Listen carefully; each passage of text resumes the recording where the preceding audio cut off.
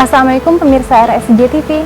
Berjumpa lagi dalam program Promkes Promosi Kesehatan, sebuah program yang membahas suatu penyakit dengan lebih mendetail dari bagaimana penyebabnya dan juga bagaimana pengobatannya. Bersama saya Inu Virgiani.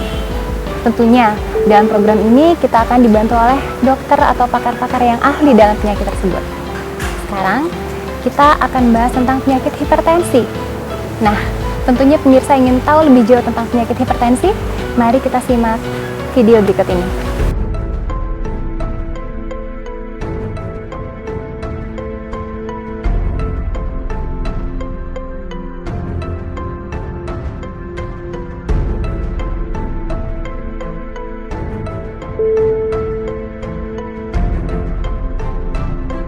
Apakah Anda sering mengalami sakit kepala yang berlangsung lama? Perut mual, penglihatan kabur atau ganda, jantung berdebar, atau sesak nafas?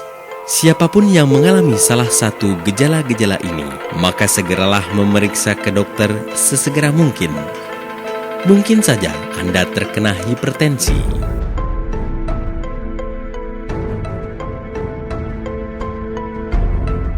Walaupun tidak ada gejala yang spesifik mengenai hipertensi ini, namun hipertensi bisa diketahui dari hasil tekanan darah.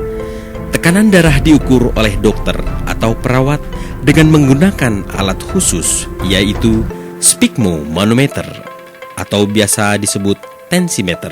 Tekanan darah dibuat dengan mengambil dua ukuran, yaitu tekanan sistolik atau sering disebut tekanan atas, dan tekanan diastolik atau sering juga disebut tekanan bawah. Bila tekanan darah Anda melebihi 120/80 mm Hg, maka bisa dikatakan Anda terkena hipertensi. Tekanan darah tinggi atau hipertensi adalah suatu keadaan di mana terjadi peningkatan tekanan darah melebihi batas normal di dalam pembuluh darah nadi atau arteri. Bila tidak dikontrol secara rutin, hipertensi dapat menyebabkan terjadinya resiko kerusakan organ tubuh atau komplikasi pada organ tubuh lainnya. Dan bila sudah divonis hipertensi, maka perlu penanganan serius oleh dokter ahli. Hipertensi yang paling mudah adalah bahwa tekanan darah itu lebih tinggi dari normal. Normal itu apa? Yaitu biasanya rata-rata tekanan orang-orang yang sehat. Sekarang sebagai definisi hipertensi adalah kalau tekanan darah itu lebih atau sama dengan 140/90. Yaitu 140 yang disebut tekanan sistolik, 90 tekanan diastolik, yaitu tekanan yang di bawah.